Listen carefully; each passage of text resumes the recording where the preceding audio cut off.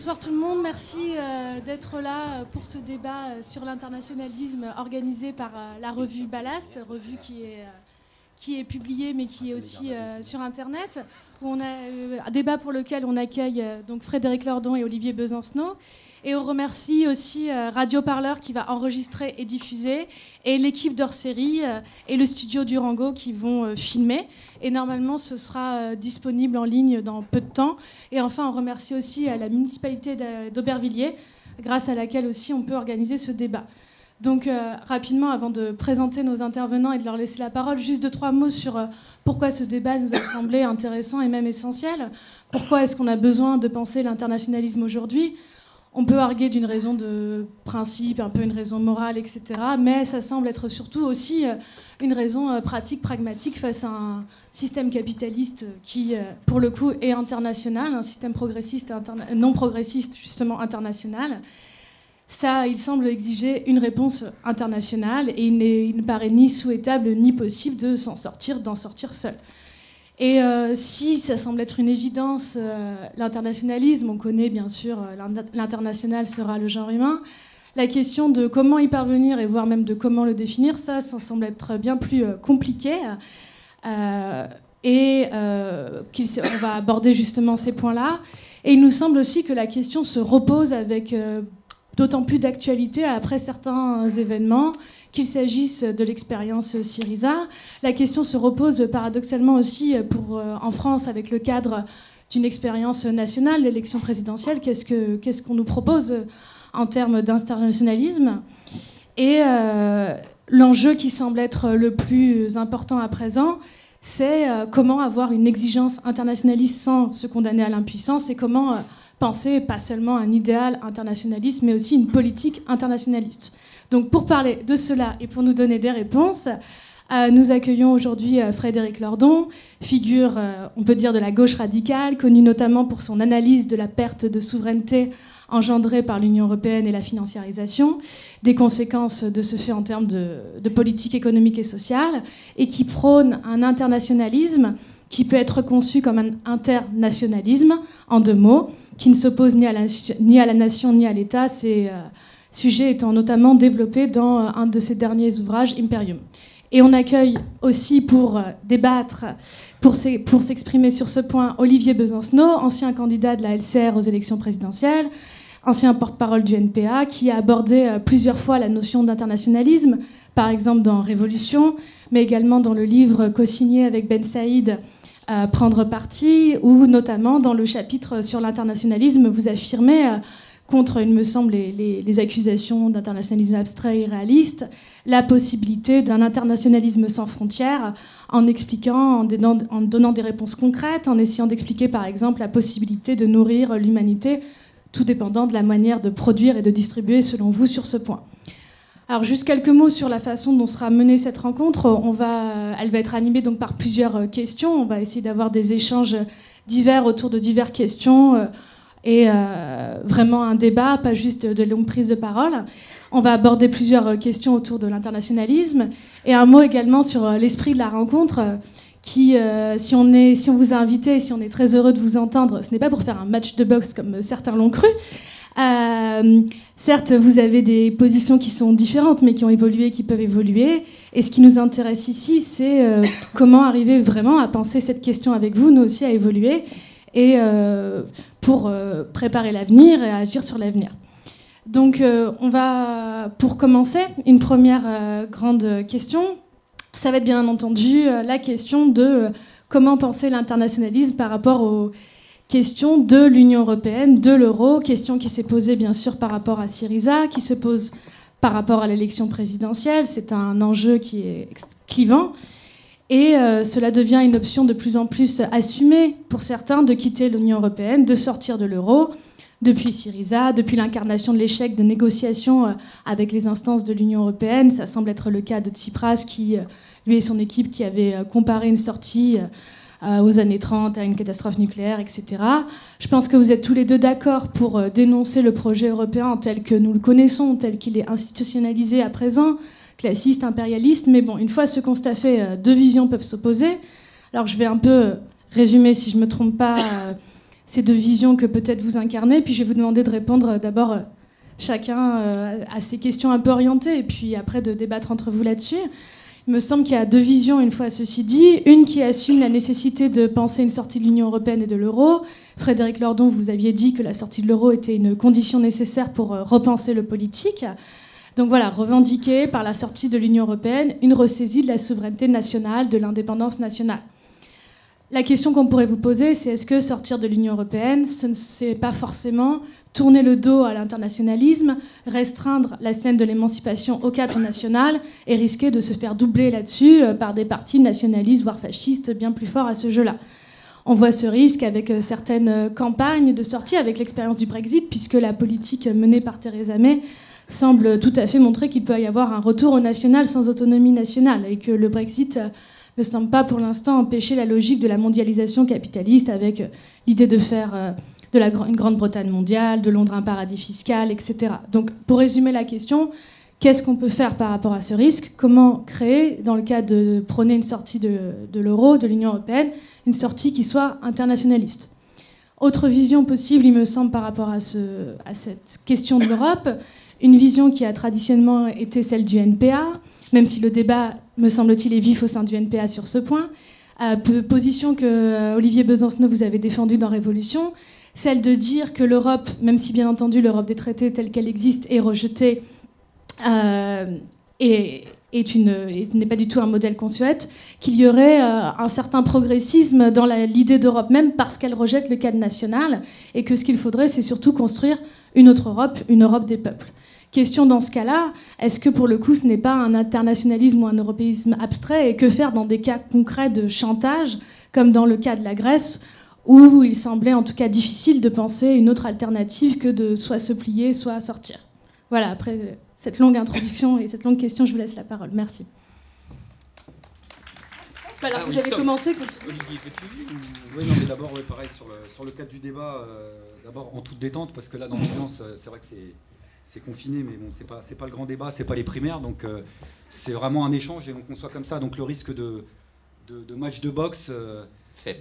Voilà, est plus que faible, puisque pour moi, il s'agit d'une vraie rencontre. Voilà, avec Frédéric, on a appris à se connaître dans le cadre des mobilisations, justement par rapport à la pratique, et je crois qu'on partage quelque chose de commun. Je dis pas ça pour cirer les chaussures, mais parce que j'ai cru déceler chez Frédéric, dans ce qu'il écrit, dans ce qu'il dit, un point commun, c'est l'idée de réfléchir à haute voix, c'est-à-dire pas avoir une pensée figée, que les événements, l'évolution du monde nous invitent à réfléchir au fur et à mesure, au gré de la réalité telle qu'elle est perçue, et que c'est tout le contraire d'une pensée figée, avec une invitation en plus, moi qui me tient à cœur, notamment la question de l'internationalisme, et donc j'y viens, qui est une question stratégique, c'est-à-dire de réouvrir des questions stratégiques fondamentales, c'est-à-dire de contribuer, de participer à sortir un peu la tête du guidon, puisqu'on est tous amenés à agir dans l'urgence, à travailler dans l'urgence, à chercher un boulot dans l'urgence, à résister dans l'urgence. Les résistances, il faut les organiser, il faut les coordonner, c'est compliqué. Je ne reviens pas sur toutes les mobilisations qui ont lieu sur les quartiers populaires, dans les luttes pour l'écologie radicale, sur la loi travail. Mais on voit que c'est compliqué à un moment donné d'essayer de prendre de la distance et de réfléchir au programme, au contenu, à la perspective et aux questions stratégiques. Et la question d'internationalisme, elle en fait partie.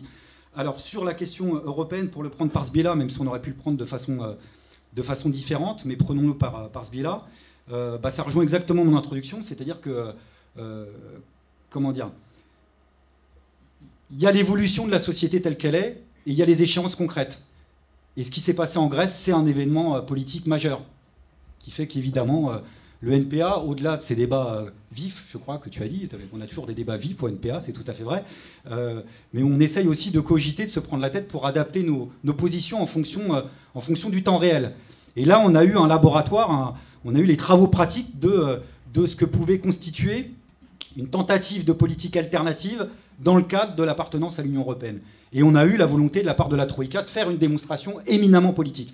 On n'avait plus rien à voir avec l'économie, puisqu'on lit, on le répète, avec ce que la Banque Centrale Européenne avait mis sur la table en termes d'argent de planche à billets, j'allais dire quelques semaines auparavant, il y avait largement de quoi racheter l'entièreté de la dette grecque, même d'un point de vue économique. Et quand je dis d'un point de vue économique, c'est-à-dire d'un point de vue même compatible du point de vue des critères de l'économie capitaliste.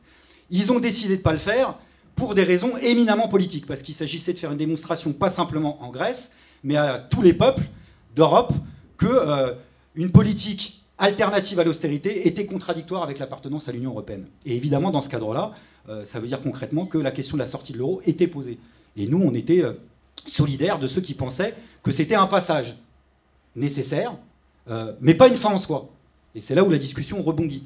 Ça veut dire que nous, notre courant politique a toujours, alors, au-delà des formules, hein, nous, on a toujours combattu l'Union européenne, on a toujours milité pour qu'on sorte de cette Europe-là. C'est-à-dire de son cadre institutionnel, de ces traités qu'on a combattus à maintes et maintes reprises. Et à chaque fois qu'on a eu l'occasion de nous donner la parole dans les différents référendums, on a milité pour qu'il y ait un rassemblement unitaire, pour qu'un nom de gauche s'exprime au traité qui nous a été proposé hein, jusqu'en 2005, avec la campagne unitaire qu'on connaît, et les discussions politiques qui ont suscité pas mal d'espoir à ce moment-là. Donc on a toujours été pour sortir de ce cadre restreint-là, qui est un cadenas politique, économique, y compris monétaire. Mais la question monétaire en fait partie dans ce cadre-là.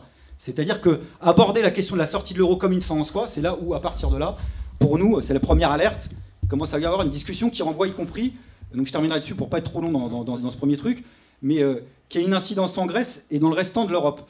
La première incidence en Grèce, c'est que la question monétaire en Grèce, si on regarde bien dans le détail, elle ne s'est pas posée que du point de vue de l'appartenance monétaire à l'euro ou non et au retour au drachme. La question qui était posée concrètement en temps et en heure, c'était de savoir si un gouvernement qui voulait mener des mesures qui en réalité étaient finalement assez partielles, hein, la fin des plans d'austérité, un certain nombre d'acquis sociaux, mais enfin c'était loin d'être la révolution, mais même ça c'était déjà contradictoire avec le pouvoir du capital.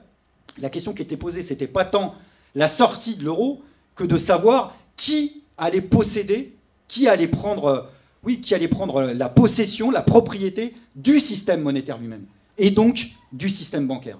Puisque c'est bien ça la question qui est posée derrière la dette grecque, derrière la spéculation sur la dette grecque, c'est-à-dire à qui appartiennent les crédits, qui spécule sur quoi, les banques françaises, les banques allemandes. Et de ce point de vue-là, toutes les campagnes internationalistes qui ont abouti, par exemple, à l'audit grec, ont été menées justement depuis le CADTM, par Éric Toussaint et d'autres camarades qui militent depuis 20, 30, voire même peut-être un peu plus, mais je ne vais offenser personne, pour l'annulation de la dette. De mémoire, dans mes premiers pas de militantisme, j'ai commencé à militer en 1989 pour une grande manifestation qui s'appelait Ça suffit comme si, qui avait été organisée à l'époque par différents courants politiques, dont la LCR, des cathos de gauche de la JOC, Jeunesse ouvrière chrétienne, par Renaud à l'époque où il embrassait un petit peu moins les forces de l'ordre. Et on a eu un grand concert, une grande manifestation sur l'idée d'annuler la dette du tiers-monde. L'actualité de la dette, à l'époque, c'était surtout dans le tiers-monde. Et puis la crise du système capitaliste faisant, c'est une réalité qui a rattrapé, y compris l'Union européenne. Et c'est ma deuxième, et je termine là-dessus, alerte, c'est qu'il y a une nuance fondamentale pour moi qui rejoint le débat sur la question nationale. Alors que contrairement à ce qui a pu dire ici ou là, moi j'ai absolument pas peur de la question nationale, c'est pas une question qui m'effraie. Elle est vieille comme le monde capitaliste, elle est vieille comme le mouvement d'émancipation. Et elle peut être féconde en termes d'émancipation, à la condition de bien comprendre qu'il y a quand même une différence entre la question nationale quand elle est posée dans les pays dominés ou quand elle se pose dans les pays qui dominent. Or, la Grèce, typiquement, est en situation de domination par rapport à la Troïka. Et là, en vrai, c'est-à-dire que pour ceux qui ont été là-bas, place Indegma avec les indignés, par exemple, j'ai pu assister, mais comme d'autres, à la descente, il n'y a pas d'autre terme, du convoi de la Troïka qui venait faire le tour des différents ministères pour relever les compteurs, avec un centre-ville fermé au public, avec l'armée qui accompagne le balai ministériel, qui accompagne le balai des fonctionnaires de la commission pour relever. Là, on voit concrètement ce que ça signifie en termes de rapport de domination. Évidemment, la France n'est pas la Grèce, de ce point de vue-là. Et quand on est militant qui se réclame de l'émancipation, c'est extrêmement important de l'avoir en tête, parce que ça renvoie à des rapports de domination importants qu'on construit le monde tel qu'il est. Ce qui ne veut pas dire que les peuples qui vivent dans les pays qui dominent sont nécessairement responsables de la domination de leur pays, à la condition d'avoir une pratique internationaliste et de comprendre que la pratique internationaliste, c'est de lutter précisément contre leur propre pouvoir. Donc je termine là-dessus pour pas être trop. Merci. Alors la confrontation des thèses va se doubler d'une confrontation des styles. Alors je sais que je suis voué à voir le rôle du personnage assommant, hein, donc tu pars avec un avantage comparatif, Olivier. je vais révéler un peu les coulisses du débat. Laëlia nous a envoyé un conducteur tout à fait précis dont elle vous a donné les premiers éléments. Et il y avait une toute première question qui s'énonçait ainsi. Qu'est-ce que ce serait pour vous deux un internationalisme concret? Et là, j'ai fait un refus d'obstacle. Parce que je me suis dit, si on commence à répondre à ça, en fait, on tire la totalité du débat. Et en réalité, c'est les questions qui suivent qui vont nous aider à construire progressivement la réponse à cette question. Bon. Et puis voilà que je suis sur le point de me déjuger parce que la question numéro 2, telle que Laëlia l'a posée, en réalité soulève immédiatement, quoique sur le cas spécifique de l'euro, des enjeux qui sont tout à fait fondamentaux et que je voudrais dégager au fil même de l'énoncé de la question. Alors voilà, moi je dirais la chose suivante en préambule. À mes yeux, très généralement parlant, un internationalisme réel, c'est un internationalisme qui n'imagine pas, qui ne prétend pas qu'il va pouvoir sauter par-dessus le fait national, qui ne prétend pas qu'il va pouvoir s'en affranchir par un geste de simple déni et par un simple trait de plume. Le fait national demandant ici à être compris, alors ça c'est un débat sur lequel on aura l'occasion de revenir, hein, le fait national devant être compris dans toute sa généralité conceptuelle, c'est-à-dire au sens où le genre humain, celui de la chanson, le genre humain n'est pas une catégorie politique et que l'humanité existe historiquement à l'état d'ensemble fini distinct. Voilà, ça c'est la première chose. La deuxième chose, dirais-je, c'est que quand on a dit internationalisme, on n'a pas dit grand-chose.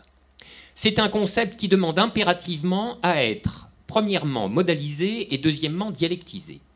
Modalisé parce que des internationalismes, il y en a de toutes sortes. Et d'ailleurs, votre question ou ta question, là, il y a le rappel.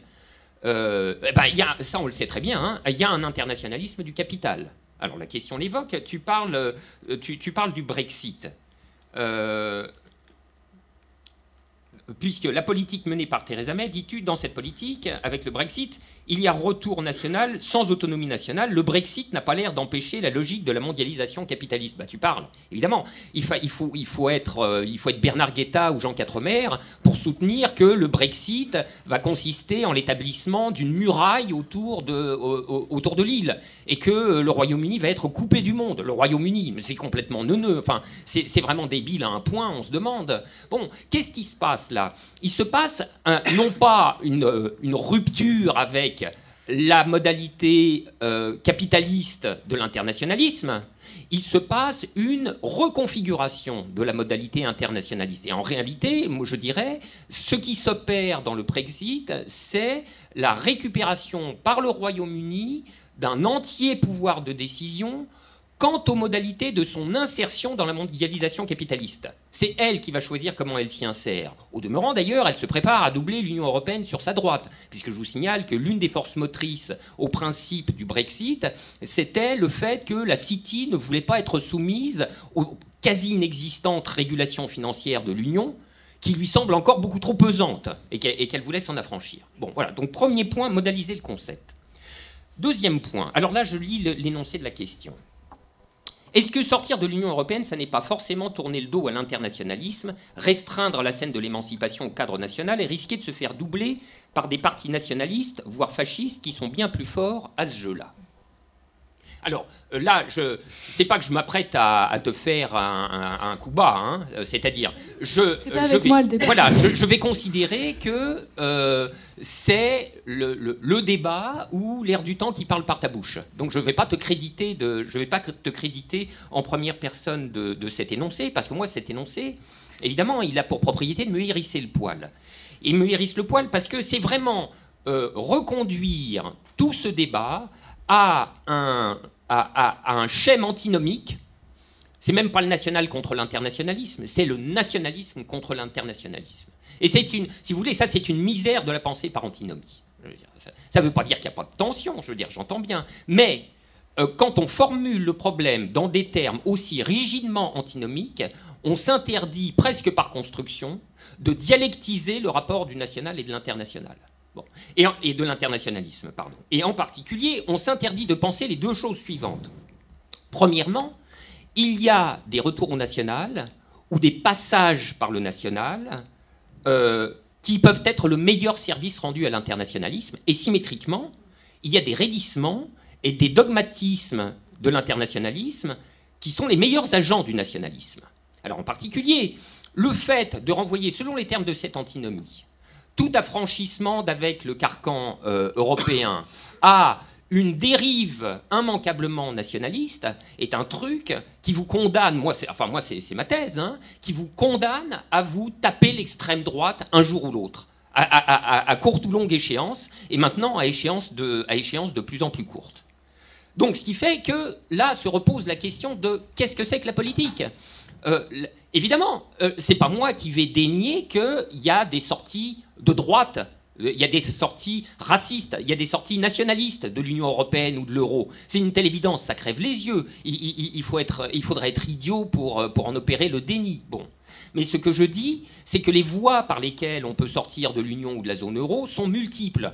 Il y a ces voies de droite et il y a des voies de gauche. Et la politique, précisément, ça consiste à conformer le cours des événements, à peser sur le cours des événements pour le conformer dans la direction qu'on veut. Si bien que ce qu'il y a à penser, c'est hors de l'antinomie nationale, nationaliste versus internationalisme à propos de la question de l'euro, mais c'est comment agencer une sortie de la cage de fer européenne qui soit conforme aux visées de la gauche, c'est-à-dire à des visées progressistes. Voilà. Pour moi, c'est ça la question. Si bien que, et je vais m'arrêter là, à la question précise, que faire par rapport à ce risque et comment créer une sortie de l'Union européenne qui soit internationaliste, il y a deux réponses qui correspondent à deux lectures de la question. Alors, il y a la lecture littérale de la question. Comment opérer une sortie de l'Union européenne qui ne soit pas internationaliste, mais au sens le plus rigoureux du terme. Alors évidemment, la question lue tout à fait littéralement est absurde. C'est comme demander comment produire un cercle carré ou comment le baron de Munchausen se tire de la boue en se tirant sur les lacets. Bon, voilà, c'est bon, ça. Mais évidemment, il y a une toute autre manière de lire la question. Alors la manière intéressante, effectivement, c'est celle qui est suggérée par la piste qui est indiquée juste derrière, à savoir ce que disent à ce sujet France Insoumise, Unité Populaire, etc., etc. Bon, moi, sur cette question-là, je vais pas radoter, hein, j'ai dit déjà beaucoup de choses à ce sujet, mais en gros, et très simplement, si vous voulez, il y a deux choses qui vont aider à conformer une sortie politique progressiste. La première, c'est que, évidemment, l'euro n'est pas une fin en soi, ni d'un point de vue technique, ni d'un point de vue politique, ça va sans dire, mais surtout même pas d'un point de vue technique. Les sorties de l'euro sèches, ça ne mène à rien, ou plus exactement, ça mène à la reconduction de l'état des choses avec le degré supplémentaire le degré de liberté supplémentaire du taux de change. En réalité, ce dont il est question avec la sortie de l'euro, c'est d'une réflexion complète, d'une réorientation complète du modèle de politique économique. Et évidemment, dans des directions qui soient socialement progressistes. Alors avec mainmise sur les banques, arraisonnement des marchés de capitaux, etc. etc. Toute une série de choses dont on reparlera peut-être dans un instant. Et puis le deuxième volet de cette sortie de l'Union par la gauche, c'est évidemment désertant relativement la forme proprement économique, et je serais presque tenté de dire économiciste de l'internationalisme, de pousser les gaz dans tous les autres compartiments du jeu. Bon, alors là, on n'a que le choix hein, sur la circulation des touristes, des étudiants, des chercheurs, des artistes, de ce que vous voulez, les traductions croisées des œuvres, les enseignements croisés des histoires. Il y avait par exemple, il n'y a pas très longtemps, il y avait un parlement européen des écrivains. Bon, voilà, c'est une excellente chose. Alors, je dis, ça touche la classe sociale des écrivains et des intellectuels, sans doute. Donc c'est un petit quelque chose, mais c'est déjà un quelque chose. Donc c'est dans la déclinaison de tout ce genre d'idées que réside la définition, entre guillemets, de gauche de la sortie de l'Union européenne. Merci. Pour rebondir sur ce que vous avez dit, vous avez évoqué tous les deux la question de nation-internationalisme. Frédéric Lordon, vous dites qu'il y a une dialectique possible entre les deux, que des fois le passage par le national, c'est le meilleur moyen pour accéder à l'internationalisme, des fois non. C'est quelque chose que vous avez revendiqué plusieurs fois.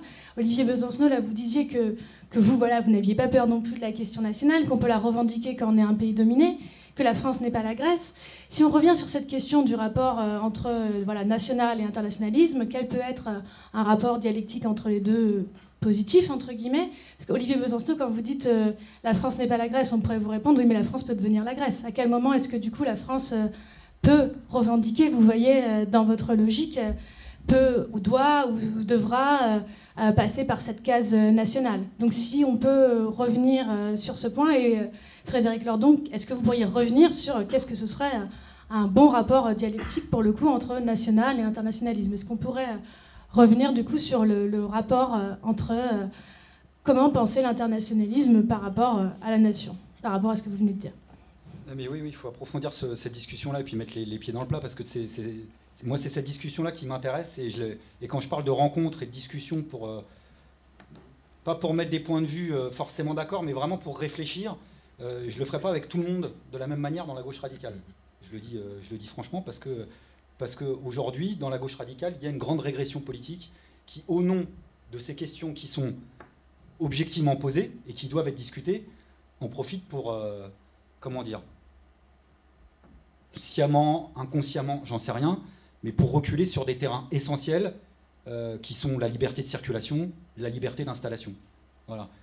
Et je le dis, c'est pour ça que je discute avec Frédéric pas de la même manière, et j'insiste là-dessus, parce que, sans nommer personne, mais vous verrez de qui je parle, quand j'entends dire depuis quelques années dans une partie de la gauche radicale que, bien entendu, la question du protectionnisme ne concerne que les questions économiques, que les questions de production, qu'il s'agit que de protéger nos emplois, et que, bien entendu, on ne reviendra jamais sur la question des êtres humains et de l'humanité elle-même, et puis que de fil en aiguille, on en arrive à dire que finalement les flux migratoires ne sont plus contrôlables, qu'on en arrive à dire que les travailleurs détachés viennent prendre le pain des nationaux, qu'on en arrive à dire qu'on n'est plus pour la liberté de circulation et qu'on n'est même plus en capacité, alors qu'on a le micro, qu'on vous tend devant des millions de personnes, dire qu'on est pour la liberté de circulation, d'installation, la régularisation de tous les sans-papiers. Évidemment, là, cette fois-ci, c'est mon poil à moi qui se hérisse, et là, la discussion n'est pas la même. C'est une rencontre, pourquoi? Et je l'ai dit, parce qu'en réalité, on vous a un peu bluffé avec Frédéric. On a commencé un petit peu la discussion il y a quelques jours en soutenant à Versailles un syndicaliste de la Poste. Et Frédéric, c'est quelqu'un qui me dérange, mais dans le bon sens du terme. C'est-à-dire que, comme j'ai eu l'occasion de lui dire, moi, en lisant Imperium, par exemple, j'arrive exactement en sens opposé. C'est-à-dire, vous êtes dans une boîte, j'arrive exactement en sens opposé, c'est-à-dire j'arrive avec des aspirations, des sujets de préoccupation qui sont à peu près à l'opposé des siennes, dans la logique qui l'anime. C'est-à-dire que moi, mais parce que c'est mon parcours, c'est mon histoire militante, je suis maintenant, je peux le dire, et je suis en capacité aujourd'hui de ne plus tenir ma langue, donc je le fais volontiers, je suis obsédé par la question de la bureaucratie, c'est-à-dire comment se fait-il que les mouvements d'émancipation jusqu'à présent dans l'histoire aient été captés et été raptés par une bureaucratie. Donc cette question m'obsède dans la pratique d'aujourd'hui. Et la deuxième chose qui m'obsède, c'est la question du nationalisme. C'est-à-dire, quand je vois à l'échelle de l'histoire les dégâts du nationalisme sur l'humanité, sur le mouvement ouvrier, évidemment, j'arrive avec moi ça. Alors quand je lis Imperium, évidemment, c'est le grand chassé-croisé. Mais c'est pour ça qu'il est dérangeant. C'est qu'en même temps, il nous renvoie, à nous, je dis notre filiation politique au sens général du terme, même si je sais qu'il ne s'adresse pas à une catégorie en particulier, il nous renvoie aux angles morts de notre propre réflexion. Et la question qui est posée, l'angle mort de notre réflexion à nous, dans le cadre de l'internationalisme, je le vois là-dessus, c'est comment, à l'heure du XXIe siècle, définir un sujet d'émancipation. Tu utilises l'expression un ensemble défini et distinct, c'est-à-dire sur lequel on est prise. Et c'est ça dont on est orphelin. C'est-à-dire qu'on a besoin de savoir qui peut la faire, cette putain de révolution. On a besoin de savoir sur qui on pourrait s'appuyer pour regrouper notre propre camp. Et à partir de là, comme il y a un vide, et que la politique a horreur du vide, évidemment, on en arrive à vouloir trouver le bon périmètre du sujet d'émancipation. Et j'avoue de ce point de vue-là qu'on a une grande faiblesse dans le cadre de l'internationalisme, parce que le contexte politique renvoie à ça. Chaque stade de développement de la société est particulier. Je pense qu'au début du siècle dernier, quand le mouvement d'émancipation était tel, les réflexes de classe étaient tels, les espérances politiques étaient telles, qu'en effet, le dépassement des frontières était quelque chose, pas d'inné, mais d'instinctif. Si vous lisez Yann Valtin, par exemple, son parcours sans patrie ni frontières, c'est l'histoire d'une génération entière qui vit, c'est une belle expression, l'organisation de la contagion, c'est une très belle expression, en temps et en heure. Aujourd'hui, on n'est plus dans ce contexte-là. Pourquoi? Parce qu'il y a le bilan politique d'un siècle qui est passé, que les espérances politiques, elles ont du plomb dans l'aile, que les idées socialistes, communistes, progressistes ont été discréditées par deux drames, le stalinisme et la social-démocratie. Et donc, je crois qu'on ne peut pas couper à ce sujet-là. Alors, pour répondre à ta question, moi, en lisant Frédéric, je cogite de plus en plus, et je crois que j'ai envie de dire, je suis internationaliste sans guillemets. Et je vais essayer d'expliquer pourquoi. Internationaliste sans guillemets. Pourquoi sans guillemets? Parce que l'internationalisme avec un trait d'union, pardon, le trait d'union, ça voudrait dire qu'en gros, l'internationalisme, c'est l'organisation de la contagion, c'est l'union des peuples organisés en nations, l'union généreuse, hein, y compris des peuples organisés en nations, mais toujours, tel que je le conçois moi, avec l'idée que le cadre de la souveraineté, qu'à la primeur, qu'à la primauté, ça reste le cadre national. Et moi, en effet, dans ce cadre-là, je suis pour un dépassement, et je l'assume. Alors ça renvoie peut-être à une discussion sur l'internationalisme concret, l'internationalisme imaginaire. L'internationalisme concret, je pense qu'on essaie tous d'en être, même si, mon Dieu, à quel point on est très loin du compte. Il suffit de voir tout ce qu'on ne fait pas actuellement pour la Guyane, où la question coloniale et nationale se pose, paradoxalement. Mais j'ai envie d'assumer aussi cette part d'imaginaire, c'est-à-dire quelque chose qui renvoie non pas aux calendes grecques, sans mauvais jeu de mots, non pas à une perspective lointaine, mais en tous les cas à un projet de société. Parce que je lis, moi, la question de l'internationalisme à l'idée d'émancipation, qui est une vieille idée dans le mouvement ouvrier, mais qui va au-delà. Hein. Emmanuel Kant, quand il parle de son projet de paix perpétuelle, il le fait par rapport à l'idée qu'il a de la Révolution française quand il écrit en pleine période de réaction, à l'idée finalement qu'il a une formule magnifique en parlant de la Révolution française à l'époque, mais qu'on pourrait appliquer à la Révolution russe, aux révolutions latino-américaines, dire c'est des prophéties philosophiques. C'est-à-dire c'est des promesses de libération d'humanité instinctive qui doivent être remises en mémoire. Et dans cette promesse, dans cette prophétie philosophique, il lit la question, en effet, de l'union entre les peuples, avec des choses très concrètes. Il parle de l'abolition de la guerre, l'abolition des armées permanentes, et la question de la liberté de circulation dont j'étais en train de parler, c'est-à-dire le fait d'interdire à une personne sur l'humanité d'empêcher l'autre de circuler librement. Parce que tous ceux qui vous expliquent aujourd'hui qu'il faut empêcher telle ou telle personne d'aller à un coin ou à l'autre du globe, ils n'imaginent pas une seule seconde qu'on puisse leur faire à l'envers.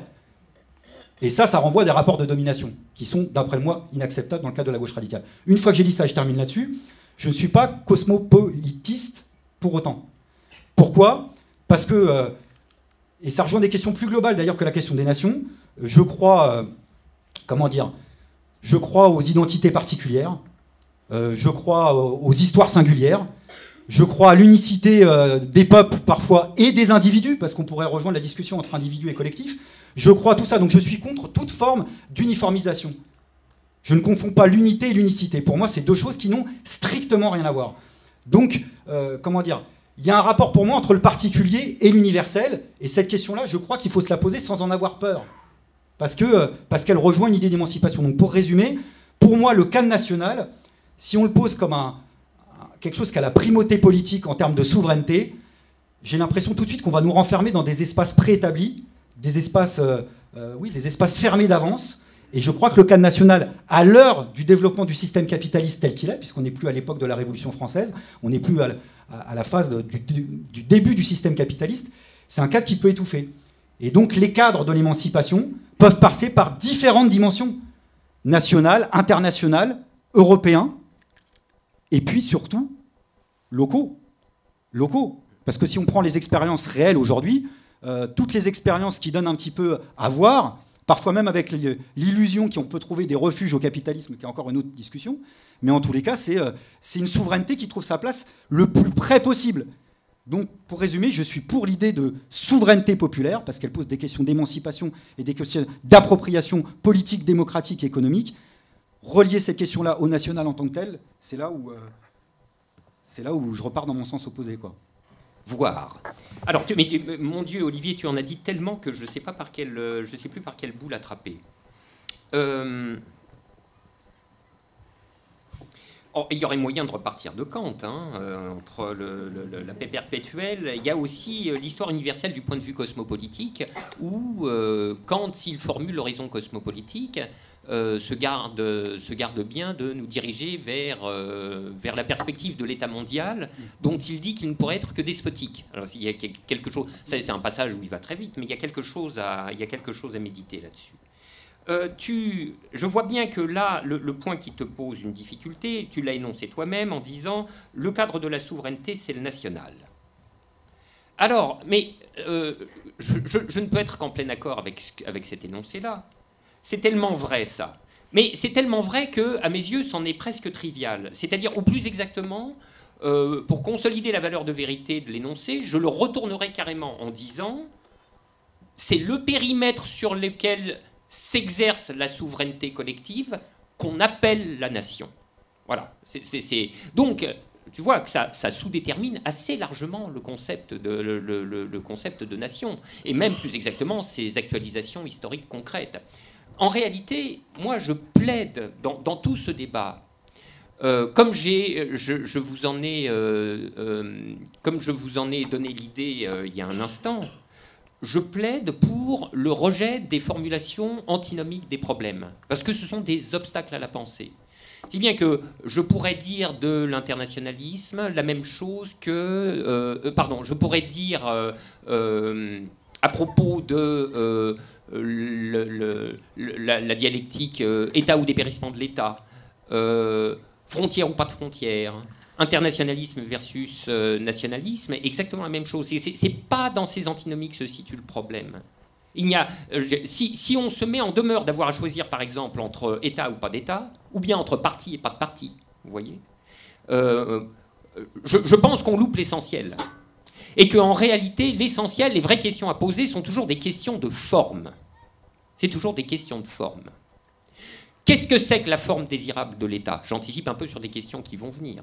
Qu'est-ce que c'est que la forme désirable de l'État? Ça me semble être une question bien plus intéressante et en réalité nécessaire, inévitable, quand il s'agit de discuter de l'État.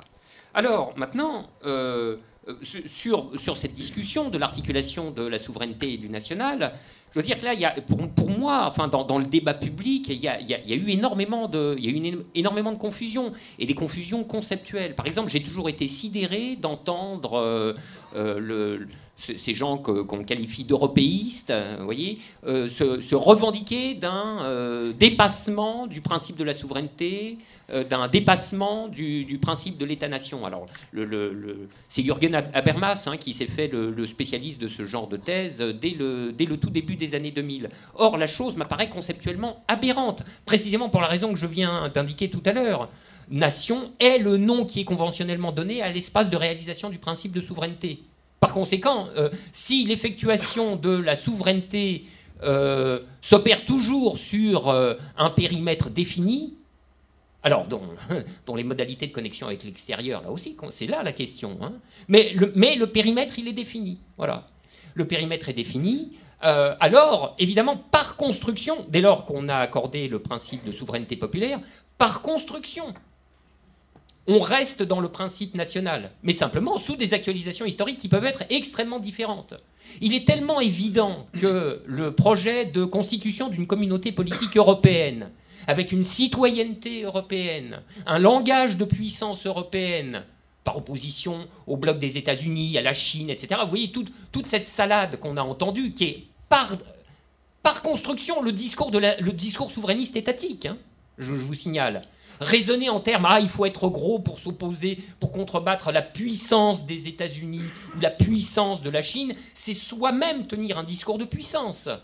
Bon, le passage à une communauté politique européenne ne réalise rigoureusement aucun dépassement des principes de la souveraineté et de l'État-nation, pourvu qu'on soit capable de comprendre ces deux termes à un niveau adéquat de généralité. Et alors moi, mon exemple favori, c'est celui des Bavarois, des Palatins, des Rhénans, des Wurtembergeois et des Prussiens qui, au milieu du XIXe siècle, se seraient gargarisés, en faisant l'unité allemande, de dépasser le principe de l'État-nation. Vous voyez que peu de temps après, ça devient très vite ridicule comme prétention. Bon, eh bien, derrière les projets, en tout cas derrière les projets européistes de construction européenne, il y a une logique étatico-souverainiste. Voilà. Alors évidemment, ça c'est un truc inaudible encore une fois, pour les quatre mers, etc. Bon. Mais conceptuellement, je vois pas comment on pourrait objecter à ça. Alors pour terminer, tu as fait part de tes obsessions et c'est même pas que je pourrais dire que j'ai les miennes, parce qu'en l'occurrence, les miennes sont les tiennes. Je partage exactement les deux mêmes. Moi, ce qui m'obsède, c'est effectivement comment résister à cette fatalité de la dégénérescence institutionnelle, alors tu la qualifies de bureaucratique, a raison, hein, mais pour moi il y a quelque chose de profondément inscrit dans les logiques institutionnelles mêmes, et comment résister au fléau du nationalisme. Et alors, en effet, c'est pour ça que j'éprouve le besoin de dialectiser le national et l'internationalisme. Alors, j'ai peu répondu à la question de Laëlia, où j'avais répondu tout à l'heure. Il y aurait beaucoup d'autres choses à dire. Je me souviens de cette phrase qu'on prête à Saint-Jean-Monnet, qui consistait à dire « Ah, si c'était à refaire, il aurait fallu commencer par la culture ». Alors j'ai appris plus tard que la citation était apocryphe, mais c'est pas très grave finalement. Faisons comme si elle était vraie. Alors là, pour le coup, il y a quelque chose de fondé. C'est-à-dire que l'ingénierie de la construction des communautés politiques ne se fait pas dans des bureaux. C'est ça, si vous voulez. C'est que ça répond à des processus historiques dont on sait quelles ont été les temporalités, parce que l'histoire nous les a donnés à voir, dont on sait quels ont été les procédés dans la constitution des États-nations, dans leur circonscription actuelle, et dont on sait surtout que ces procédés ne sont plus disponibles. Parce que la constitution de l'État-nation français, pardonnez-moi, mais ça n'a pas été un dîner de gala. Dans l'histoire politique jusqu'à présent, dans l'histoire de la constitution des ensembles politiques, les processus d'unification se sont opérés avec une brutalité et une violence inouïes pour imposer l'unification linguistique, monétaire, métrologique, fiscale, et tout ce que vous voulez. Il a fallu réduire par la force, c'est-à-dire par l'écrasement, les hétérogénéités qui étaient rétives. Or, c'est comme ça qu'on fabrique des entités. Il s'agit toujours d'agréger des hétérogénéités. Quels sont les processus disponibles pour agréger les hétérogénéités européennes dans une communauté politique de rang supérieur? Alors, c'est là que on ne peut plus faire la même chose que c'est le décret de Villers-Cotterêts, l'édit de Villers-Cotterêts et tout ce qui s'en est suivi, et la réduction par la force des particularismes régionaux. Donc, ça va être rendu à d'autres processus historico-politiques dans lesquels, effectivement, la culture tiendrait une très grande place. Et c'est pourquoi, moi, je considère, c'est là de l'importance de dialectiser les rapports du national et de l'international, je considère que l'intégration politique à proprement parler vient pour parachever ces processus. Elle ne peut pas être posée en amont. Donc c'est à ça qu'il faut réfléchir, ce qui nous emmène dans des horizons temporels très éloignés, sans doute. Est-ce que vous voulez rebondir sur ce qu'a dit Moi, je peux rebondir sur plein de sujets, parce que je dis, il est vraiment dérangeant, Frédéric Lordon. Parce qu'en effet, quand tu dis la forme et les mots, on peut, avec des mots très différents, parfois dire la même chose, et d'ailleurs, peut-être c'est tant mieux. Donc, continue à discuter de ces mots et du sens qu'ils peuvent avoir. Tu dis, si je ne trahis pas ta pensée, la nation, c'est l'appellation, c'est la forme, le périmètre de la souveraineté. Donc, dans ce cadre-là, en effet, tout est nation. Si on le prend au sens global, comme tout nous y invite, tout est nation. Parce que des formes d'expression de souveraineté très concrètement, telles que j'ai pu moi... je vous donne des exemples en vrac, mais il peut y en avoir beaucoup d'autres. Hein. Le sous-commandant Marcos et l'armée Zapatis au Chiapas, c'est une région qui s'affronte à l'État et à l'État mexicain. Des exemples de souveraineté populaire dans un autre domaine, c'est quand l'Argentine rentre en faillite, le mouvement de récupération des usines, qui est raconté par le film de Naomi Klein de Tech, c'est des formes de souveraineté. Donc ça veut dire que le Chiapas c'est une nation, que l'usine argentine est une nation, si on part de l'idée qu'en gros c'est un périmètre. Le problème c'est pas que ça, c'est-à-dire la façon dont le mot nation est investi, on lui donne un autre sens. Et d'ailleurs le souverainisme, c'est le souverainisme national en général, alors sauf à discuter d'autres choses, mais la souveraineté populaire pour moi c'est une autre histoire, et pas simplement par rapport aux constructions de l'histoire qu'on est quand même obligé d'évoquer, c'est-à-dire que je disais on n'est plus dans la phase de construction du système capitaliste, il y a quand même un processus d'éloignement, où là en effet on pouvait dire que quelque part le peuple et la nation, en France en tous les cas, se juxtaposaient. Il y a eu quand même un processus d'éloignement, je ne sais pas comment le dire, entre la nation et le peuple, dans l'histoire française, à la fois du fait des actions du peuple et à la fois du fait des actions de l'État français, à la fois du fait des actions du peuple français, c'est les barricades de juin 48, la première révolte ouvrière contre la bourgeoisie, cette fois-ci, et plus simplement l'aristocratie, de sinistres mémoires, avec le sang qui coule sur les trottoirs parisiens, c'est la Commune de Paris, dont le périmètre est la commune, d'ailleurs, et pas la nation. Donc il y a déjà cet éloignement qui vient du bas, et puis il y a un éloignement qui va du haut. C'est quand même au nom de la nation qu'on a organisé la Première Guerre mondiale. Donc, c'est en tous les cas comment dire que c'est la forme naturelle, pour moi, c'est, je sais pas, ça, comment dire, j'essaie de faire abstraction de mes idées et de mes réticences premières, mais je trouve ça excessif. Voilà, je trouve ça excessif et périlleux parce qu'on sait, et tu l'assumes d'ailleurs, qu'il y a une compétition politique assumée avec d'autres courants qui vont amener la discussion, sur autre chose. D'où mon insistance à parler de l'internationalisme sans ce trait d'union, pour essayer aussi de... Aimé Césaire, il avait une très belle formule dans son discours sur le colonialisme en 1965, où il s'attaque au colonialisme, et vous savez avec quelle fracture politique et quelle explosion littéraire et politique va avoir ce texte-là. Il revendique la mise en contact des peuples entre eux. Et il dit que les peuples qui ne sont pas en contact entre eux, c'est des peuples qui s'étiolent et qui meurent d'asphyxie. Moi, je crois au contact des entités souveraines, là où elles auront envie de définir leur souveraineté. Et si on parle d'internationalisme concret, je voudrais citer 2 exemples. Parce que c'est vrai qu'on est tous coupables, je crois, de pas, au-delà de la discussion qu'on a là ce soir et de la discussion plus générale, de ne pas suffisamment agir pour donner un sens à cette solidarité concrète. Même si y a des mouvements qui ont du sens par rapport à la Palestine. Mais je voudrais par exemple vous parler du Kurdistan.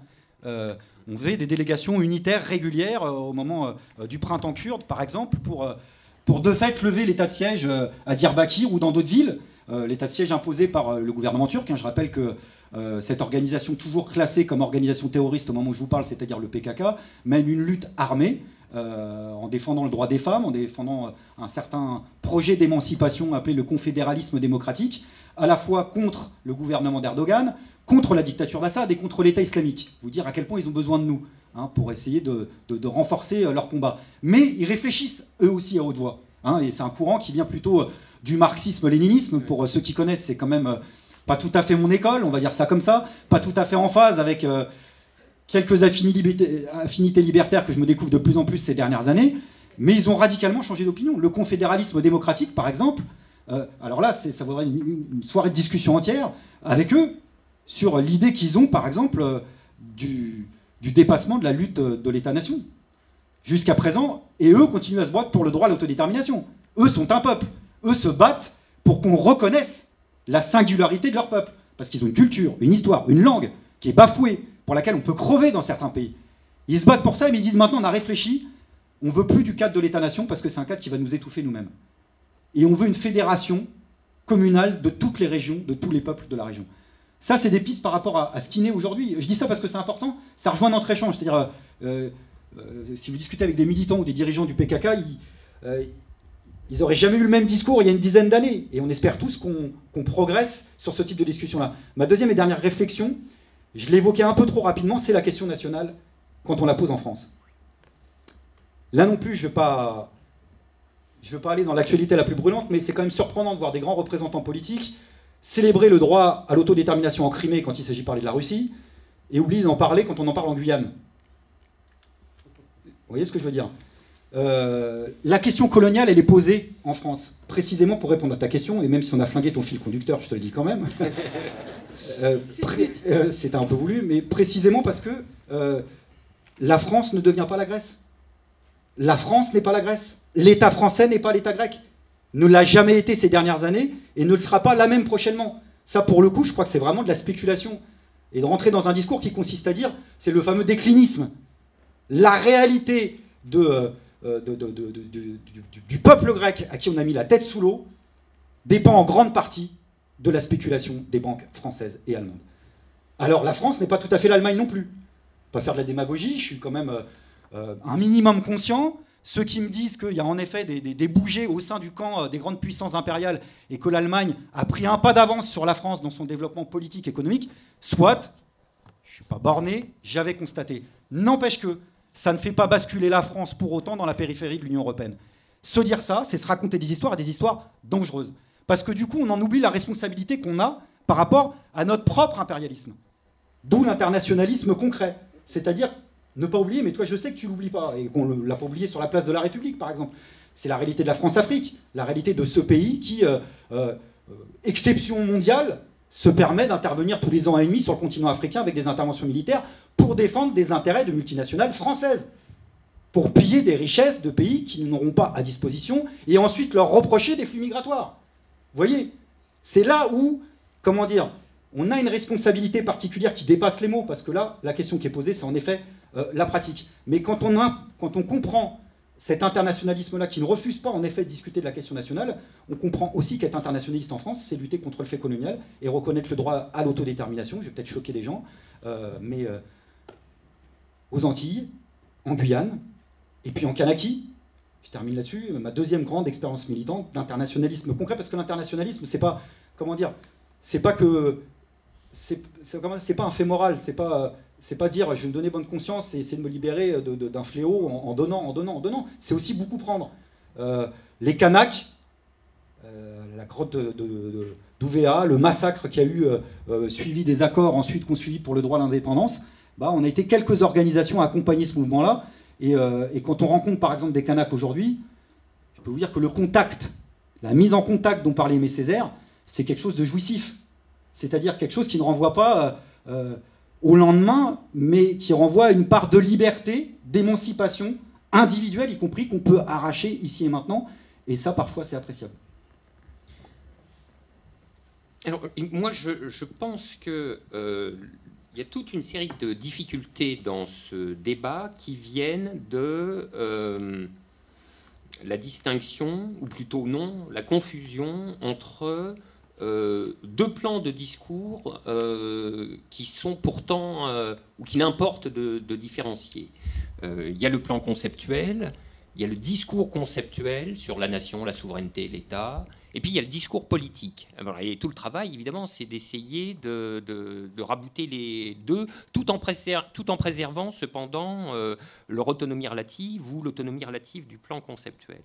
Et dans le plan conceptuel, précisément, il faut faire le but de la manœuvre, c'est d'essayer de produire des concepts dotés d'une certaine généralité, c'est-à-dire des concepts qui vont au-delà des faits historico-politiques que nous avons sous les yeux, qui dépassent les faits historico-politiques que nous avons sous les yeux. Exemple, le concept de souveraineté. Conceptuellement parlant, j'ai l'habitude de définir le concept de souveraineté comme la souveraineté, c'est le nom d'un décidé collectif. Voilà, ça c'est une définition conceptuelle. Bon, n'est-ce pas? Alors évidemment, vous voyez bien si on a déjà acquis un résultat, mais du point de vue politique, tout est encore à faire. Parce que si dire que la souveraineté se définit conceptuellement par la maxime « c'est nous qui décidons », et moi, personnellement, je ne vois pas comment on peut opposer quoi que ce soit à cette conception-là de la politique. Hein. Ou alors, si vraiment... Et donc, je ne vois pas comment on peut se débarrasser de la catégorie de souveraineté dans la pensée du politique. Si quelqu'un a une meilleure manière de penser la politique, ou une manière de penser la politique hors de cette catégorie de la souveraineté, telle que je viens de la définir, alors j'achète qu'il me la présente. Mais en même temps, dire la souveraineté, c'est nous qui décidons, ah ben alors ça ouvre la porte immédiatement à toute une série de questions que j'ose à peine qualifier de subsidiaires, tant elles sont importantes. Première question, quel est le périmètre de ce nous? C'est qui, nous? Deuxième question, comment ce périmètre est-il évolutif? Troisième question, comment on rentre dans le nous? À quel titre on peut être admis dans le nous? Quatrième question, comment les différents nous entrent-ils en rapport? Vous voyez bien qu'en déclinant ces quatre questions-là, on a tout un champ de réponses politiques possibles qui vont du pire nationalisme jusqu'à ce que j'appelle l'internationalisme réel, n'est-ce pas? Alors, de même pour le concept de nation. Si vous voulez, il faut faire la distinction entre le principe conceptuel du national et ses réalisations historiques particulières. C'est-à-dire, il faut que la pensée du national ne se laisse pas obnubiler par les nations historiques présentes et soit capable d'aller au-delà de cette vision des nations historiques présentes. Et c'est pour ça que je proposais le retournement de ta formule, Olivier, en disant « nation est le nom qu'on donne au périmètre sur lequel s'effectue, sur lequel s'exerce le principe de souveraineté. » Bon, alors,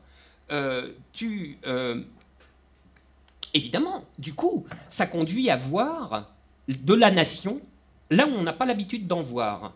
Mais pas partout, en effet. Là, tu as raison. On ne peut pas dire toute communauté souveraine est nation. Toute décision, tout périmètre de décision collectif fait nation. C'est exact, là il manquerait des choses. Alors oui, effectivement, une association de pétanque ne fait pas une nation. Pourtant, j'en connais. Oui, je me doute, elles sont fort honorables, hein, ça j'en suis bien certain. Donc qu'est-ce qu'il faut ajouter à nous décidons pour envisager de dire qu'on a affaire à une nation? Alors je dirais deux choses. Premièrement, la généralité d'une forme de vie. Deuxièmement, le nombre. Alors le nombre en tant que ce qui distingue, me semble-t-il, une nation à proprement parler d'une simple communauté, c'est qu'on fait nation avec des gens qu'on ne connaît pas. Et peut-être même qu'on ne rencontrera jamais. Et ça, c'est vraiment la différence avec une communauté au sens usuel du terme, si tu veux, qu'on pourrait définir par le fait que, à peu de choses près, tout le monde y connaît tout le monde. Bon, alors c'est ça. Alors, on fait nation française avec des gens qu'on ne connaît pas. Puis alors qu'ils ne gagnent pas à être connus, hein, d'ailleurs. Parce que des fois, quand on en rencontre, on se dit, mon Dieu, mais alors je suis dans le même bateau que ces gens-là. En général, c'est l'expérience des transports hein, qui est frappante de ce point de vue.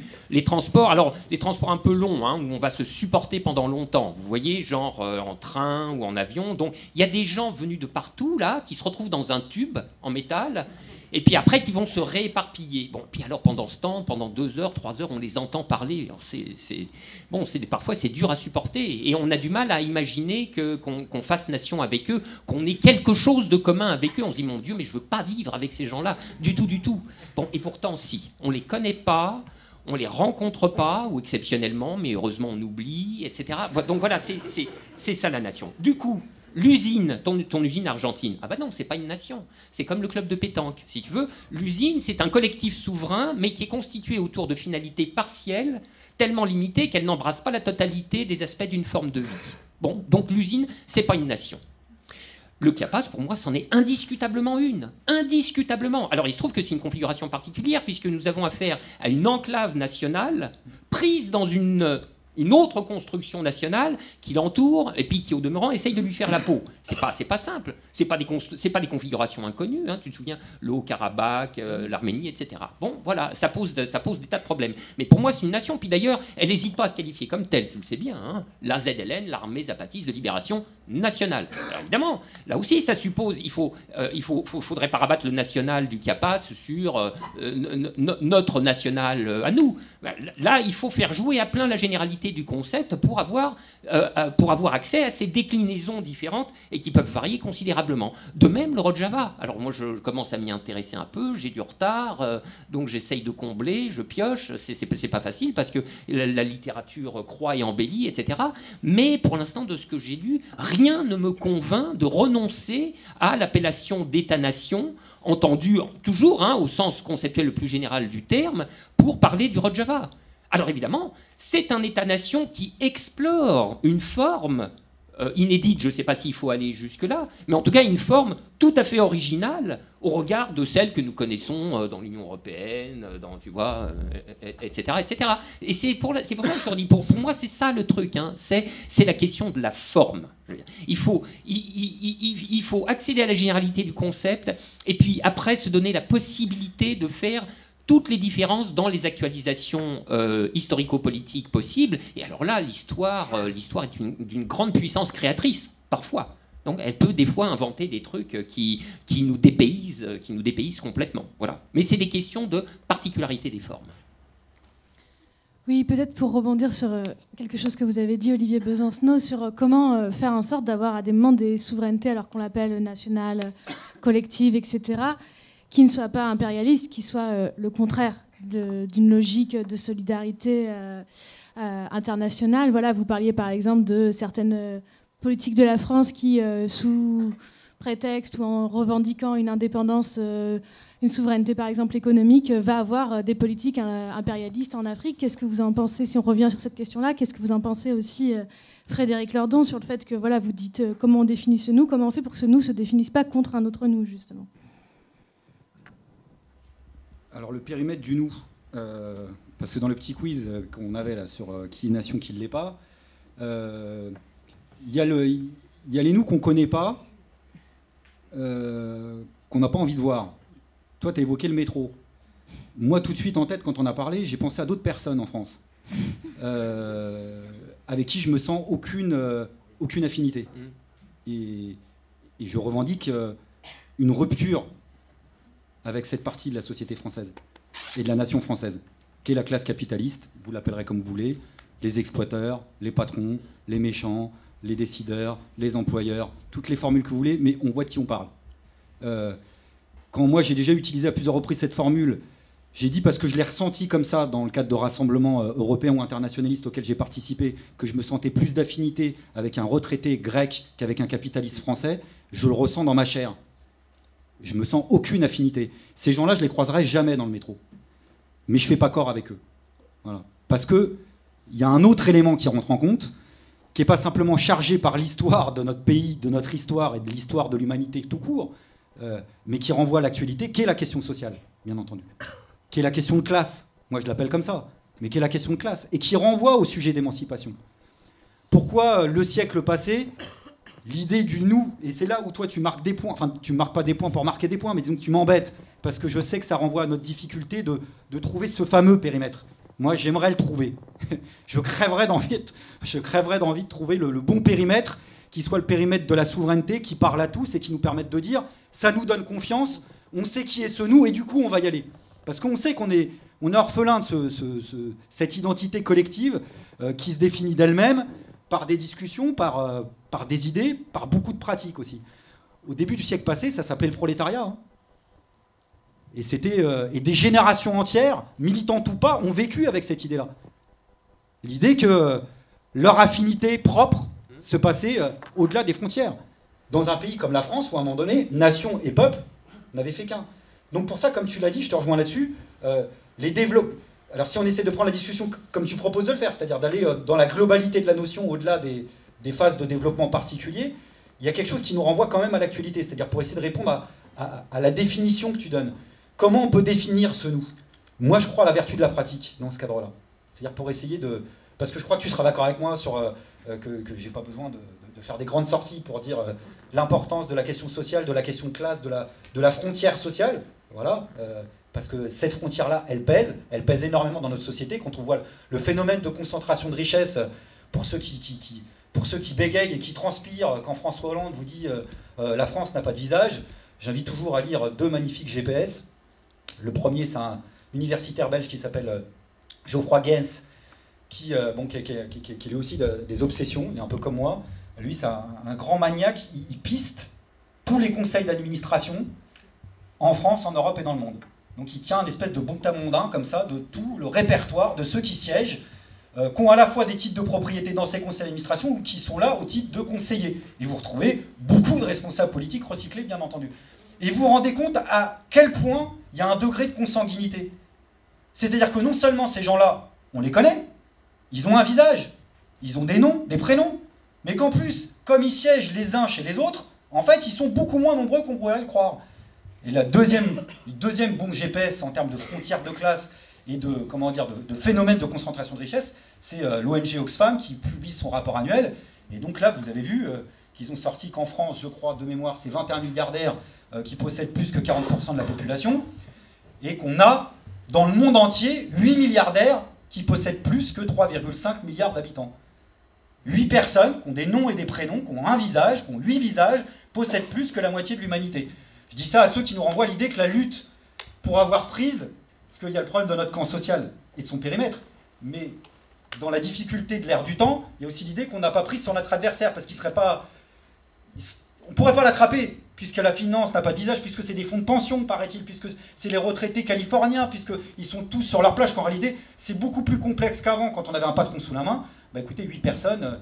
c'est un chiffre sur lequel on peut tout à fait avoir prise. C'est presque séquestrable, on pourrait dire, les personnes, pour rejoindre l'actualité de nos luttes ouvrières.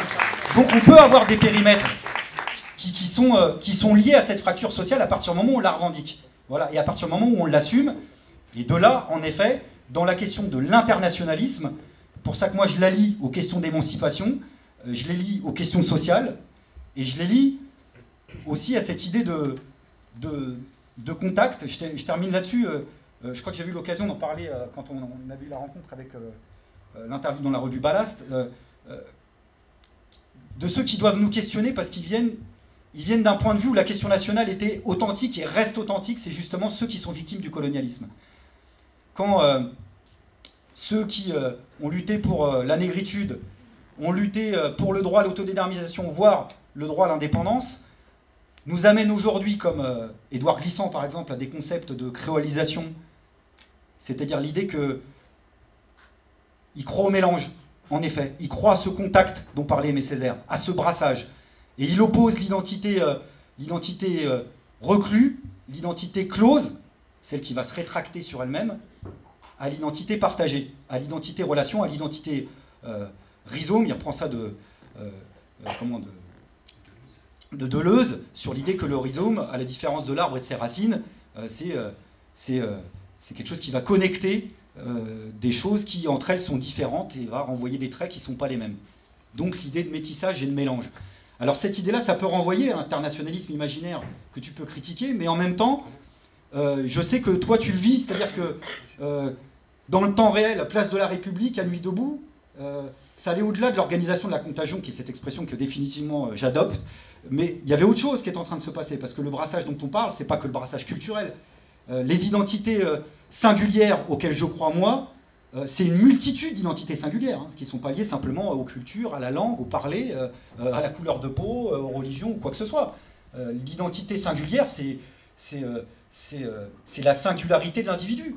On est tous particuliers. Ça aussi, c'est ma grande obsession du bilan du stalinisme et de la bureaucratisation. C'est d'avoir voulu construire le socialisme comme on construit une caserne avec une armée de clones, où on niait la question individuelle.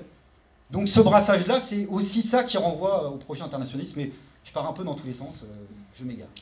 Non, ben, je vais partir dans tous les sens aussi. Alors, écoute, moi il se confirme le caractère choral de nos interventions, et j'aime beaucoup ça. Hein. Donc chacun est dans sa petite ligne mélodique, mais ça ne fait pas une cacophonie pour autant. Souvent, Imperium a été lu comme une espèce, on aura l'occasion de revenir là-dessus, j'en suis sûr, comme une espèce d'apologie de l'appartenance en tant qu'elle correspondrait à des identités uniques, etc. Il faut vraiment avoir mauvaise vue ou mauvaise foi pour avoir lu ça dans Imperium, qui dit très explicitement le contraire. Donc évidemment, je veux dire que les appartenances soient multiples, imbriquées, entrecroisées, etc. Tous nous l'expérimentons à notre manière. Donc c'est pas un résultat bouleversant, même s'il vaut la peine d'être rappelé. Mais il y a un moment que nous avons en commun une appartenance particulière, qui est notre appartenance à la communauté politique. Alors là, c'est pour ça que tu as dit quelque chose. Mais si tu vas voir, c'est exprès pour te taquiner. Oui. Tu as parlé de tous les méchants avec lesquels tu ne te reconnais aucune affinité, et tu as dit « je ne fais pas corps avec eux ». En réalité, si. Tu fais corps avec eux, quoi qu'à ton corps défendant. Mais tu... Vraiment défendant. Mais oui, mais bien sûr, mais moi les fâcheux que j'aurais envie de précipiter par la porte du TGV, c'est pareil. C'est à mon corps défendant, bien sûr. Mais si tu veux, ça, c'est des questions quasiment tautologiques, si tu veux. Le fait que nous fassions corps avec eux, quoi qu'à notre corps défendant, quoi qu'en dépit de ce que nous n'ayons... nous ne nous sentions aucune affinité avec eux, et malgré tout, malgré nous, attesté par le fait que ça nous plaise ou non, nous continuons de constituer la nation française avec eux, en l'occurrence.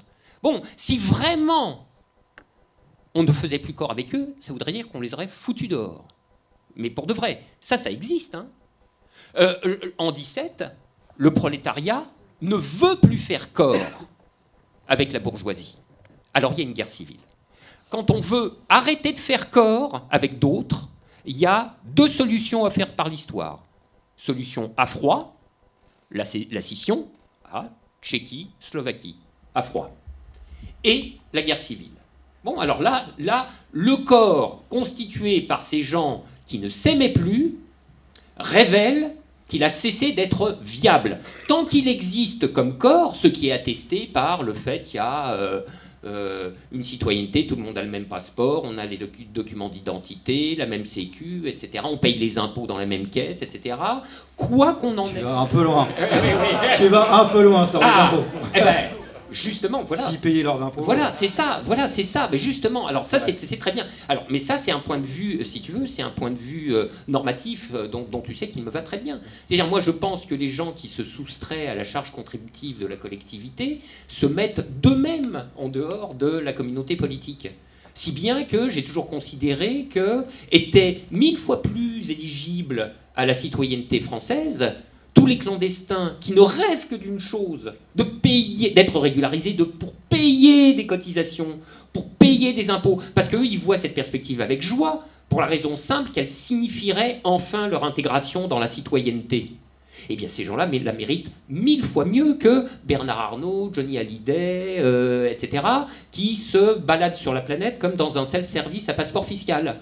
Voilà. Alors, bon, voilà, ça effectivement, tu vois, ça peut faire un critère normatif de qui on fait venir dans le nous, par exemple. Bon. Mais, tu vois, moi, j'ai toujours été très impressionné par ce propos de Shlomo Sand. Tu dis, le titre de son livre doit être Comment j'ai cessé d'être juif. Bon. C'est très intéressant, ça, parce que Shlomo Sand, intellectuel critique de la politique israélienne, etc., etc., et on attendrait plutôt qu'il rompe avec, évidemment, la politique gouvernementale, mais dans la foulée, avec la citoyenneté israélienne. Mais il ne dit pas du tout ça. Il dit, mais moi, la politique du gouvernement israélien, elle me sort par les yeux, je ne la supporte pas, je l'abomine, je l'exècre. Mais qui puis-je ? Je suis ancré dans ce territoire par la localité de mon existence.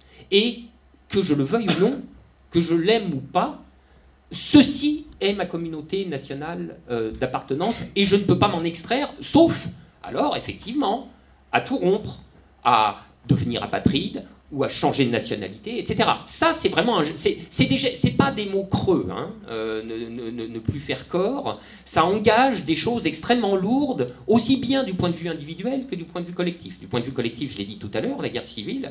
Du point de vue individuel, c'est le départ, la répudiation. Non, ce groupe-là, je ne le supporte plus, je ne veux pas en être, et donc, je m'en vais. Voilà. Alors, bon, c'est des choses tout à fait lourdes. Alors, bon, après, très bien, supposons, il y a un groupe et il y a un autre sous-groupe dans le groupe et on ne se supporte plus. Et puis, il y a une guerre civile et finalement, c'est les Russes blancs, ils finissent, je ne sais pas, à Montparnasse, où tu veux. Bon. Alors, est-ce qu'après, comme tu disais, parce que tu cherches le bon périmètre, bon, est-ce que le bon périmètre, ça serait celui où on serait tous d'accord ? Tu vois ? Non, t'es d'accord. T'es d'accord qu'on ne serait pas tous d'accord. Voilà, c'est ça. Non, c'est juste ça que je voulais préciser. C'est-à-dire, si on définissait le bon périmètre comme ça, alors évidemment, il n'existe pas. Il serait dangereux. Même. Il serait même dangereux, en effet. Oui, je peux revenir sur le bon, mais voilà. Sur le périmètre, en effet, non, quand je dis trouver le bon périmètre, c'est le bon périmètre sur lequel le sujet va se révéler à lui-même, va exprimer en effet sa souveraineté et va élaborer ensemble un avenir collectif à partir du nous collectif. Pour moi, c'est ça la discussion. Et évidemment, dans cette discussion, c'est l'espace démocratique. Donc, c'est la confrontation démocratique. C'est surtout pas le tout le monde d'accord. Précisément parce que je crois, et c'est pour ça que, évidemment, l'usine n'est pas une nation, évidemment, la communauté collective n'est pas une nation, évidemment... les questions de souveraineté, pour autant, se posent à différentes échelles, et c'est précisément parce qu'elles se posent à des échelles totalement différentes, probablement même qu'on ignore dans notre discussion, parce qu'on n'a pas idée de ce que demain peut nous réserver, parce qu'elles seront simplement l'expression de mouvements collectifs, mais qui nous interrogent sur la relation de ces différentes échelles et périmètres de souveraineté. Parce que précisément, je suis contre l'autarcie. Même, être internationaliste, c'est aussi réfléchir en ces termes-là. Si on réfléchit différemment, je suis contre l'idée qu'on se replie sur soi, pas simplement pour des raisons, humaines, philosophiques. Mais si vous prenez simplement la crise écologique, c'est exclu, si on a des idées un tant soit peu égalitaristes, qu'on puisse penser, par exemple, qu'on laisse telle ou telle population jouir de richesses naturelles qu'elle aurait en nombre localement, alors que d'autres régions à côté sont en train de crever. Il y a une nécessaire coordination entre ces différentes formes de souveraineté qui s'expriment. Moi, je l'appelle démocratie. Là, c'est des discussions sur l'État et ce qu'on met derrière. Mais pour moi, le périmètre, il n'y a pas... comment dire, quand je dis on rêverait tous, c'est justement pour nous appeler à dire qu'il n'y a pas de raccourci possible. C'est-à-dire, moi, j'ai renoncé à trouver le bon périmètre. Parce que je me méfie des bons périmètres. Et je crois que les périmètres, ils s'inventent au fur et à mesure des luttes collectives. Et il y a des périmètres qui nous sont imposés. Et le périmètre dont tu me parles, par rapport à la nation française, quand tu le ramènes, non pas à tes partenaires de TGV, mais à ceux dont je parlais tout à l'heure, alors l'expression, elle est peut-être forte, elle renvoie en effet à notre lot de contradictions. Le choix individuel, ne plus faire corps, ce sera en effet qu'il y ait une séparation. Donc je pourrais partir, si je ne peux plus les blairer tous autant qu'ils sont, ceux qui tiennent 95% de la production journalistique. Mais je me sens vachement plus légitime qu'eux. Donc, je suis pour cette rupture politique qui, avant la guerre civile, s'appelle révolution. Et comme on va bientôt fêter le centenaire, il se trouve, et j'en ai parlé à Frédéric, que je suis dans cette réflexion en permanence, qui a plein de défauts, qui a plein de limites, qui a plein de critiques, mais qui est un degré d'auto-organisation populaire à une échelle absolument inégalée. C'est-à-dire que là, pour le coup, le périmètre de souveraineté, d'émancipation a rarement été atteint dans l'histoire. Mais ça a été d'abord la rupture politique, et en réaction, la guerre civile. Alors personne ne souhaite la guerre civile. Moi, précisément parce que je suis un internationaliste, je suis pour la liberté de circulation de tout le monde.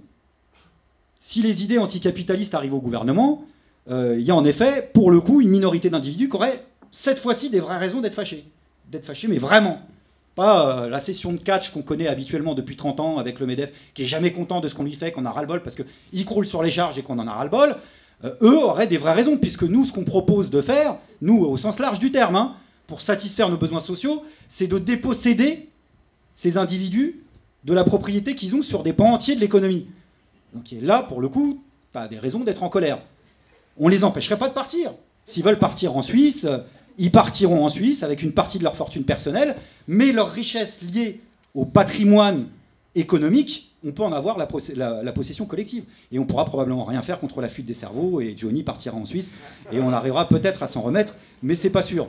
En tous les cas, la question qui est posée, cette question d'appartenance et de faire corps, alors peut-être que c'est ça qu'il faut approfondir. D'ailleurs, tu dis, sur les impôts, les travailleurs sans papier payent leurs impôts. Je le redis à chaque fois, mais c'est très important. Les travailleurs sans papier payent leurs impôts. Ils ont des fiches de paye. Les travailleurs sans papier, pour tous ceux qu'on a visités sur des chantiers, sur des bâtiments, ont une fiche de paye qui est falsifiée, qui est sous une fausse identité, qui est parfois sous l'identité d'un cousin, d'une cousine, peu importe, pour les femmes et les hommes, toujours avec la complicité de l'employeur, mais c'est une vraie fiche de paye. Donc avec une partie du salaire qui renfloue les caisses de la sécurité sociale. Sauf que comme c'est des travailleurs sans papier, quand ils ont un pet de santé et qu'ils ont un accident, par exemple, dans leur chantier, ils ne vont pas bénéficier des prestations pour lesquelles ils ont pourtant renfloué. C'est-à-dire, je dis ça parce que c'est toujours, à chaque fois que vous entendez autour de vous, vous savez le discours de Le Pen qui dit ils sont au crochet de la société, etc.